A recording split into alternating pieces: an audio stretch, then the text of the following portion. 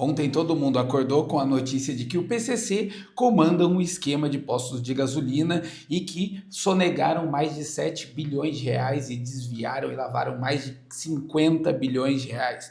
Novidade para zero pessoas. Acredito aqui que todo mundo já sabia desse tipo de relacionamento com postos de combustível por parte desse grupo criminoso e também agora com a surpresa do governo do PT está apoiando aí e dizendo que a própria fiscalização do Pix era para já fiscalizar isso e que o Nicolas Ferreira já sabia e agora utilizando tudo isso daí para que, mais uma vez, manipular todos nós. Vamos entender um pouquinho mais dessa matéria e vamos ver como isso tem uma grande semelhança com aquele esquema da adultização do Felca. Mais um outro psyop e false flag na nossa cara. Se você não é inscrito no canal, já se inscreve aqui, deixa seu like se você gosta desse tipo de conteúdo. E agora vamos conversar um pouco e entender mais sobre esse esquema bilionário do PCC. O PCC controla ao menos 40 fundos de investimento com patrimônio de mais de 30 bilhões de reais, diz Receita Federal.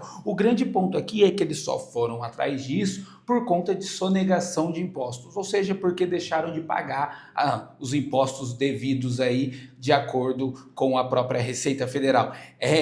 Isso é importante porque não é o próprio crime em si, e sim o crime de sonegar, que na minha visão isso não é um crime, a gente já conversou bastante sobre isso aqui no canal, isso é algo que todos os governos no mundo vêm fazendo, mas que no meu entendimento mais libertário, sonegação, apesar de no Brasil ser constatado um crime, isso nada mais é do que uma legítima defesa. Não existe crime sem vítima. Quem seria a vítima de um crime de sonegação? Então isso é muito importante a gente deixar claro. O PCC controla membros do judiciário, membros do governo, controla empresas listadas na bolsa e o problema tá nos vídeos do Pix, na desinformação feita lá atrás, que tem vídeo aqui no canal sobre os impostos sobre o Pix. Isso nunca aconteceu, esse vídeo nunca foi veiculado por ninguém, até mesmo pelo Nicolas, sempre foi muito claro que era o monitoramento que era o problema. E transações acima de 5 mil reais iam ser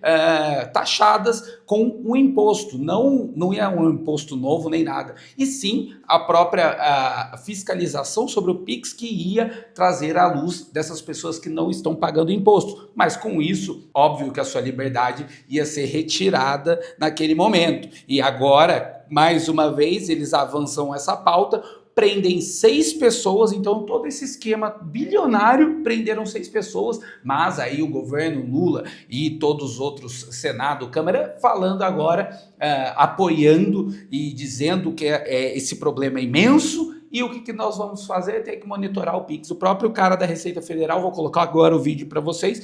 Depois de muito debate com o sistema financeiro, com as instituições financeiras, nós fizemos o óbvio. Publicamos uma instrução normativa estendendo às fintechs as mesmas obrigações de transparência, as mesmas obrigações de prestação de informações que todas as instituições financeiras têm há mais de 20 anos no Brasil. Publicamos essa instrução em setembro do ano passado, para valer a partir de janeiro.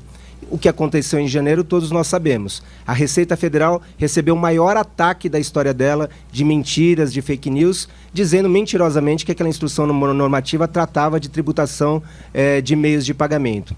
Falando que o problema era isso. Eles prevaricaram, como diz o Peter, né, assistiu o vídeo dele, e então o governo prevaricou, já que eles sabiam de tudo isso, mas deixaram passar porque são gente boa, deixaram, então vamos deixar para depois essa questão do Pix. Agora eles querem voltar atrás e fiscalizar a conta de todo mundo novamente com o Pix. É voltar à tona todo aquele papo, mas agora sob uma nuvem de fumaça que colocaram. Então agora eles já criaram o pretexto, uma grande false flag. O próprio conceito diz isso. Então eles criam um evento para depois eles trazerem uma solução que é apoiada por todo mundo, porque de fato sempre há uma causa nobre. Mesmo que eles só prendam 6 pessoas, morre com o assunto, deixa acontecer como sempre aconteceu no Brasil, essa República da Banana, e ninguém faz nada sobre isso. A mesma coisa aconteceu com o Felca. Eles fizeram o vídeo, colocaram todo mundo, né, a favor de uma pauta que é sim legítima, mas por trás havia uma outra intenção. a fiscalização e o banimento das redes sociais, e principalmente em períodos de eleição. Mais um false flag. Agora você pode ver o Felca desfilando na Globo, em programas de Serginho Groisman, daqui a pouco é Luciano Huck, agora é capa da revista Ele no Brasil. Então você pode ver, a pauta é sempre a mesma, é algo legítimo que eles criam e depois eles vêm com uma solução sempre para tirar a liberdade das pessoas. Uma vez tirada a liberdade, nunca mais ela é reestabelecida. Isso já há centenas de anos é da mesma forma e é esse o avanço que eles tentam fazer a todo momento. Visto que isso não é novidade para ninguém, todo mundo sabe que existia já uma rede de postos de gasolina muito famosa aqui no Brasil, que era comandada por esse grupo. Então, não é novidade que eles estejam por trás de tudo, até porque como eles comandam o próprio governo. Quem não se lembra dos acordos do Alckmin, do governo do estado de São Paulo, naquela época, nos anos 2000, quando houveram aqueles ataques contra bases militares de polícia. Sim, eles pararam a hora que eles quiseram, com um acordo que deveria ser feito, e ali por trás daquilo tinha algo muito maior. Como sempre, né? Então, sempre um acordo por trás dos panos para conseguir restabelecer a ordem. É basicamente assim que funciona. Se você quer sair da Matrix, se você quer entender mais sobre como desinvestir do Brasil, essa é a única forma de você fazer um voto real aqui no Brasil. Não existe a votação no Brasil, a gente sabe que não é algo confiável, que a gente não pode esperar um governo de direita, né? Vamos colocar esse termo aqui, eu não gosto muito de utilizar, mas os conservadores só vão ser apoiados caso a esquerda permita. Então, o cara que vier, se for o candidato da direita, o Tarcísio, a gente sabe que o Tarcísio é o Tarchina, que ele apoia o governo chinês, ele é a favor de tudo que vem acontecendo com a STF, então ele não tem nada de oposição, ele é o governo, ele é como se fosse o PSDB antigo. Outros candidatos que aparecerem vão ser com a permissão da esquerda que a gente conhece. Então é importante a gente salientar isso, é importante ficar entendido isso, que não tem um governo de direita hoje que possa combater.